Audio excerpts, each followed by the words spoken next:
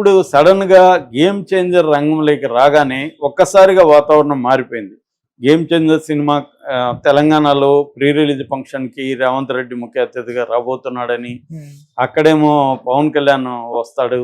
కాబట్టి గేమ్ చేంజర్కి ఏంటంటే ఇప్పటివరకు గేమ్ చేంజర్కి హైప్ రావాల్సినంత హైప్ రాలే. పాటలు కూడా మనం చూస్తే గేమ్ చేంజర్ సాంగ్స్ జరగండి జరగండికి 5 కోట్లు ఉంది ఇప్పటి వరకు. నానా హైరాన్కి 4.7 కోట్లు ఉన్నాయి. రామచ్చకి 4 కోట్లు ఉన్నాయి. అదే మనకు తండేల్లో వచ్చింది, నిన్నొచ్చింది రిలీజు బుజ్జి తల్లి, అది ఆల్రెడీ 4 కోట్లు దాటేసింది. ఇటు గోదావరి గట్టు సంక్రాంతికి వస్తున్నాం, అదైతే దాదాపు 6 కోట్లకు దగ్గరికి వెళ్ళిపోయింది. అది సాంగ్ అది ఎంత పెద్ద హిట్ అయిందో చూసాం మనం. కానీ దోప్ సాంగ్ దగ్గర నుంచి ఇప్పటికి నేను చెప్పిన ఈ 4 సాంగులు రిలీజ్ చేస్తే 4 సాంగులు కూడా ఏది కూడా ఒక గోదావరి గట్టు దగ్గరికి కూడా వెళ్ళలేదు. మామూలుగా శంకర్ సినిమా అంటేనే పాటలు ఎంత పెద్ద హిట్ అవుతాయో మనకు తెలుసు. కానీ దీంట్లో తమను ఏంటంటే అటు శంకర్ స్టైల్లోనూ చేయక తన స్టైల్లోనూ చేయక ఇబ్బంది పడ్డాడన్న వార్తలు కూడా బయటకు వచ్చాయి. రెండోది ఏంటంటే ఈ పుష్ప అండ్ అల్లు అర్జున్ అరెస్టు ఈ గొడవలో గేమ్ చేంజర్ గురించి ఎవరు కూడా పెద్దగా పట్టించుకోవట్లేదు, దానికి పెద్దగా హైప్ రావట్లేదు. ఇప్పుడు దాన్ని హైప్ క్రియేట్ చేయడానికి నానా బాధలు పడుతున్నాడు దిల్ రాజు. ఎందుకంటే అక్కడ కట్అవుట్ 276 ఎంత అడుగులు, అతిపెద్ద కట్అవుట్ ఓపెన్ చేయడం, పవన్ కళ్యాణ్ రేపు రావడం, పవన్ కళ్యాణ్ కూడా ఏదో కొంత మాట్లాడతాడో అది కొంత ఇదవుతుంది. ఇక్కడ రేవంత్ రెడ్డి వచ్చినా రేవంత్ రెడ్డి మాట్లాడాలి. సో వీటి ద్వారా హైప్ని క్రియేట్ చేద్దామన్న ఆలోచనలో దిల్ రాజు ఉన్నట్టుగా తెలుస్తుంది. అంటే సినిమాని పాలిటిక్స్ని మిక్స్ చేసి దీన్ని హైప్ క్రియేట్ చేయాలి అన్నట్టు కనబడుతుంది. ఎంత హైప్ క్రియేట్ చేసినా ఇది నేషనల్ వైడ్ హైప్ ఇప్పటికిప్పుడైతే అయ్యే ప్రసక్తి లేదు. ఎందుకంటే శంకర్ మీద ఎవరికి నమ్మకం లేదు. ఆల్రెడీ అతను మెగా ఫ్లాపులు ఇచ్చాడు. రోబో 2 కానీ తర్వాత ఇండియన్ 2 కానీ అది భయంకరమైన ఫ్లాపులు. రెండోది దీని కథ ఇవన్నీ కూడా లీక్ అయినాయి. గేమ్ చేంజర్ అదేంటంటే రొటీన్గా ఉంది, రొటీన్ రివెంజ్ స్టోరీ. దాంట్లో ఏమి కొత్తదనం లేదు. ఓన్లీ స్క్రీన్ ప్లే ఇంట్రెస్టింగ్ ఉంటేనే ఆ సినిమా హిట్ అవుతుంది తప్ప కథలో అయితే కొత్తదనం ఏమీ కనబడలేదు. ఫ్లాష్ బ్యాక్ కానీ ఇవన్నీ కానీ చూసినట్టే ఉంది. సో కథలో కొత్తదనం ఉండాలి. పాటలకే దాదాపు 15 crores పాటలకే ఖర్చు పెట్టారన్న వార్త బయటకు వచ్చింది. దాన్ని కూడా హైప్ చేస్తున్నాడు. కానీ విజువల్స్ చూస్తే ఈ పాటలకు వచ్చిన అంటే ఇంకా పూర్తి విజువల్స్ రాలేదు, కానీ విజువల్సే కాపాడాలి. అంటే స్క్రీన్ మీద ఏమన్నా బాగుంటే చెప్పలేం. మామూలుగా శంకర్ పాటలు అంటేనే స్క్రీన్ మీద బ్రహ్మాండంగా ఉంటుంది. ఆయన మినిమం ప్రతి పాటకు కూడా 2 కోట్లు 3 కోట్లు ఖర్చు పెట్టే నేచర్ ఎప్పటి నుంచో ఉంది శంకర్కి. ఆ మధ్య వాళ్ళ శిష్యుడు 75 లక్షలతో ఒక సినిమా చేశాడు, తెలుగులో కూడా అది డబ్ అయింది, ప్రేమిస్తున్న సినిమా. దాని బడ్జెట్ 75 లక్షలు. అప్పుడు శంకర్ ఎందుకు ఇచ్చాడంటే నా పాటకే 75 లక్షలు నేను పెట్టను, నువ్వు సినిమానే తీస్తాను అంటున్నావు, తీసుకో అని ఇస్తే అది చాలా ఎక్కువ కలెక్ట్ చేసింది తర్వాత సంగతి. అంటే అలాగా శంకర్ ఏంటంటే తన మేకింగ్కి ఎక్కువగా బడ్జెట్ అనేది పెట్టడం ఫస్ట్ ఇండియాలో శంకరే స్టార్ట్ చేశాడు. సో అట్లా ఇప్పుడు దీనికి కూడా దాదాపు కరెక్ట్గా బడ్జెట్ ఎవరు చెప్పట్లేదు, కానీ ఒక 500 కోట్ల వరకు అయిపోయింది. ఎందుకంటే ఇది కూడా 4 ఏళ్ళు పట్టేసింది ఓవరాల్గా. సో బడ్జెట్ ఇప్పటి వరకు దిల్ రాజు కెరీర్లోనే ఈ కైండ్ ఆఫ్ బడ్జెట్ సినిమా తీయలేదు ఆయన. రెండోది మిగతా 2 సినిమాలు కూడా ఆయనవే ఆల్మోస్ట్.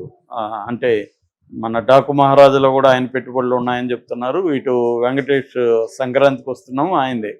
కాబట్టి ఈ 3 సినిమాలకి రేవంత్ రెడ్డి సపోర్ట్ కావాలి. ఎందుకు ఈయన అసెంబ్లీలోనే బెనిఫిట్ షోలు ఉండవు, తర్వాత ప్రత్యేక షోలు నెంబర్ ఆఫ్ షోలు పెంచుకోవడానికి పర్మిషన్ ఇవ్వడు, టికెట్ రేట్లు పెంచుకోవడానికి నేనున్నంత వరకు ఇవ్వనైనా ఒక భీష్మ ప్రతిజ్ఞ స్టైల్లో ఆయన చెప్పేశాడు. ఇప్పుడు ఆయన వెనక్కి రమ్మంటే రాలేడు అసెంబ్లీలో. ఇంకేదన్నా దీనికి ఏమన్నా చేయగలమా అన్నది వాళ్ళు ఏవో ఆలోచిస్తున్నారు. అంటే ప్రత్యేక కొంత ప్రతి సంవత్సరం కొన్ని సినిమాలకు ప్రత్యేకత ఇది ఇస్తామనో ఏదన్నా చెప్పి ఏదన్నా దీనికి ఇస్తారా అనేది తెలియదు. సో ఎందుకంటే నిన్న పవన్ కళ్యాణ్ మాట్లాడుతూ కూడా బెనిఫిట్ షోలు లేకపోతే, నెంబర్ ఆఫ్ షోలు లేకపోతే, టికెట్ రేట్ పెంచుకోకపోతే పాన్ ఇండియా సినిమాలు డబ్బులు వెనక్కి రావు అనేది ఆయన కూడా చెప్పాడు. చాలామంది ఇప్పుడు అదే చెప్తున్నారు. మన భరద్వాజ తమ్మారెడ్డి భరద్వాజ ఏమో 100 కోట్లు పోతే ఏంటి మీకు అంటున్నాడు. ఆయనకేం పోయింది, ఆయన 100 కోట్లు పోతే ఏంటంటే ప్రొడ్యూసర్కి 100 కోట్లు అంటే పెద్ద విషయమే కదా. అవును. సో ఆయన 100 కోట్లు లాస్ అయితే ఏంటి, మనకి ఆత్మాభిమానం ముఖ్యమని మాట్లాడుతున్నాడు. ఆయనది పోయేది ఏం లేదు కదా, ఆయన డబ్బులు కాదు కదా పెట్టేవాడికి. ఇప్పుడు వ్యాపారస్తులకి ఆత్మాభిమానానికంటే డబ్బే ముఖ్యం. ఆత్మాభిమానం వల్ల డబ్బులు వస్తాయి రావు కదా. ఆత్మాభిమానం ఎవడు మాట్లాడతాడు? డబ్బులకి సంబంధం లేనివాడు ఆత్మాభిమానం మాట్లాడతాడు. నాది 10 కోట్లు నీ దగ్గర మిగిలిపోతే నాకు ఆత్మాభిమానం అంటే నా 10 కోట్లు పోతాయి అనుకో, ఇప్పుడు నేను ఆత్మాభిమానం పక్కన పెడతాను. మామూలుగా కేఎన్వై పతంజలి నవల్లో ఒక వీరబొబ్బులని ఒక కుక్క ఉంటుంది. ఆ కుక్క వాళ్ళ యజమాని కుక్కని పుడ్డేసే పరిస్థితిలో ఉండడు, పేదవాడు. వాళ్ళ ప్రత్యర్థి ఉంటాడు, వాడి కుక్కకి భోజనం పెడతాడు. దీనికి ఇప్పుడు డైలమా అనమాట, విశ్వాసం ముఖ్యమా భోజనం ముఖ్యమా. సో అప్పుడు దానికి ఒక సొల్యూషన్ అదే కనిపెడుతుంది. అదేంటంటే ఆకలి తీరే వరకు భోజనం ముఖ్యం, ఆకలి తీరిన తర్వాత విశ్వాసం ముఖ్యం అని. సో వీడి దగ్గర పోయి భోజనం చేసేసి మళ్ళీ యజమాని దగ్గరకు వస్తుంది. సో ఇది లైఫ్లో అందరూ చేసే పని. మనకి విశ్వాసం ముఖ్యమా ఆకలి ముఖ్యమా భోజనం ముఖ్యం అంటే ముందు భోజనం ముఖ్యం కదా, విశ్వాసం తర్వాత కదా. అలాగా వీళ్ళు కూడా ఇక్కడ ఆస్తులు ఉన్నాయి, రేవంత్ రెడ్డితో గొడవ పెట్టుకుంటే తమ ప్రాబ్లం, అందుకనే పోయి సాగిలు పడ్డారు. లేకపోతే అల్లు అర్జున్ కోసం వీళ్ళంతా ఎందుకు పోతారు? కామెడీనా ఇదేమన్నా? మనం చెప్తే నమ్మేట్టుకు ఉండాలి కదా. అల్లు అర్జున్ వల్ల మేము పోయామంటారు, అల్లు అర్జున్ కోసం వీళ్ళు ఎందుకు పోతారు? వీళ్ళకి ప్రాబ్లం భయం ఉంది కాబట్టి వీళ్ళు పోయారు, వీళ్ళకి ఆస్తులు ఉన్నాయి. మురళీమోహన్ ఎందుకు పోయాడు? మురళీమోహన్కి విపరీతంగా రియల్ ఎస్టేట్ ఉంది ఇక్కడ. నాగార్జున ఎందుకు పోయాడు? ఆల్రెడీ నాగార్జునకి ఒక జలక్ ఇచ్చాడు. వీళ్ళంతా ఎందుకు పోయారు వాడికి? వాళ్ళ ఆస్తులు కాపాడుకోవడం కోసం రేవంత్ రెడ్డికి దగ్గరికి వెళ్ళి జీ హుజూర్ అని చెప్పి వచ్చారు. అప్పుడు జగన్ దగ్గర కూడా ఎందుకు వెళ్ళారు? వాళ్ళకి అవసరాల కోసమే వెళ్ళారు. ఇదంతా అందరికీ తెలిసిన విషయమే, దీనికేం ప్రత్యేక విశ్లేషణ అవసరం లేదు. ఈ క్రమంలో ఇప్పుడు మెగా క్యాంపు రేవంత్ రెడ్డికి బిస్కెట్ వేస్తుందంటే ఖచ్చితంగా వేస్తుంది. ఎందుకంటే వాళ్ళకి అవసరం ఉంది, వాళ్ళ సినిమాకి అవసరం ఉంది కాబట్టి. చిరంజీవి ఖచ్చితంగా మార్నింగ్ నుంచి అదేంటంటే అల్లు అర్జున్ త్రివిక్రమ్ సినిమా ఆగిపోయింది అన్న వార్త అవుతుంది. ఇది ఎంత నిజం అనేది మనకు తెలియదు, కానీ పాజిబుల్ అయితే పాజిబిలిటీ ఉంది. ఎందుకంటే మనకు తెలుసు త్రివిక్రమ్ శ్రీనివాస్ అనగానే పవన్ కళ్యాణ్ మనిషి అనేది అందరికీ తెలుసు. పవన్ కళ్యాణ్ కెరియర్ని ఆయనకే అప్పగించాడు పవన్ కళ్యాణ్. పవన్ కళ్యాణ్ ఏ సినిమా తీయాలన్నా దానికి త్రివిక్రమ్ శ్రీనివాసే చూసుకుంటాడు. అంటే డైరెక్టర్ ఎవరు ఉండాలి, టెక్నీషియన్లు ఎవరిని చూసుకోవడం, ఏ సినిమా పవన్ కళ్యాణ్ చేయాలి. ఎందుకంటే పవన్ కళ్యాణ్ గత 2 ఏళ్ల నుంచి కూడా సినిమా కంటే కూడా రాజకీయాల్లో బిజీగా ఉన్నాడు. అందువల్ల అతని డేట్స్ తక్కువ ఉండే విధంగా సినిమాలు ప్లాన్ చేయడం, అంటే 20 రోజులు 22 రోజులు మ్యాక్సిమం 1 మంత్ లోపల డేట్స్ ఉండాలి. వీలైతే రీమేక్ అయితే ఇంకా సులభంగా అయిపోతుంది. ఇలాగ ప్లాన్ చేసుకుని అతనే డైరెక్టర్ చేయడం, తను స్క్రిప్ట్లో ఇన్వాల్వ్ అవ్వడం, అంటే పవన్ కళ్యాణ్ ఫిల్మ్ కెరియర్కి సంబంధించినంతా ఆయనే చూసుకోవడం. అట్లాగే పవన్ కళ్యాణ్ పొలిటికల్ స్పీచ్లను కూడా చాలా వాటిని త్రివిక్రమ్ శ్రీనివాస్ రాసిస్తాడని కూడా ఒక వార్త వైరల్ ఎప్పటి నుంచో ఉంది. సో ఆయన కూడా పవన్ కళ్యాణ్ కూడా అనేక సందర్భాలు నాకు గురువు అని కూడా చెప్పాడు. నాకు ఫ్రెండే కాదు, ఆయన గురువు కూడా అని పవన్ కళ్యాణ్ కూడా త్రివిక్రమ్ శ్రీనివాస్ గురించి చెప్పాడు. సో ఓవరాల్గా త్రివిక్రమ్ శ్రీనివాస్ మెగా క్యాంప్లో ఉన్న వ్యక్తి. అట్లాంటి వ్యక్తి అల్లు అర్జున్తో సినిమా అంటేనే కొంత మెగా వాళ్ళకి ఇబ్బందిగా ఉంటుంది, ఈయనకెందుకు అల్లు అర్జున్తో తీయాలని. కానీ అల్లు అర్జున్ అనే వ్యక్తి ఇప్పుడు పాన్ ఇండియా సూపర్ స్టార్ అయిపోయాడు. సో ఆల్ టైమ్ రికార్డ్స్ అన్నీ చాలా బ్రేక్ అయిపోయినాయి. ఇంకా 1-2 బ్రేక్ చేయాల్సిన ఉన్నాయి, అవి కూడా అయిపోతాయి. ఆల్రెడీ 1800 దాకా వచ్చేసింది. అది వస్తే బాహుబలి 2 రికార్డు బ్రేక్ అయిపోతుంది. దాని తర్వాత దంగల్ ఉంది, ఆల్ టైమ్ రికార్డు ఇప్పటి వరకు దంగల్ 2000 crores దంగల్ కలెక్ట్ చేసింది. దాన్ని కూడా ఇది కొంత లాంగ్ రన్ లో బ్రేక్ అవుతుంది.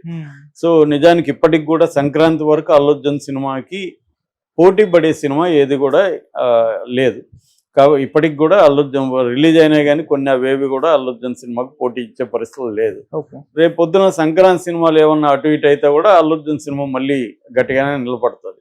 నిజానికి అల్లు అర్జున్కి ఒక రకంగా ఈ అరెస్టు వ్యవహారం అంతా కలిసి వచ్చింది. ఎందుకంటే ఆయన అరెస్ట్ అయిన ఇమీడియట్ సండే 100 కోట్లు హిందీలో కలెక్ట్ చేయడం, స్ట్రాంగ్గా 4th వీక్ కూడా స్ట్రాంగ్గా వెళ్తుండడం, బేబీ జాన్ లాంటి సినిమాలు పడుకోవడం, baby John first day collection, Allu Arjun 21st day collection కూడా దగ్గరగా కూడా వెళ్ళలేదు. అట్లాగే ఓవర్సీస్లో నేపాల్ లాంటి దాంట్లో కూడా స్ట్రాంగ్గా కలెక్షన్స్ ఉన్నాయి.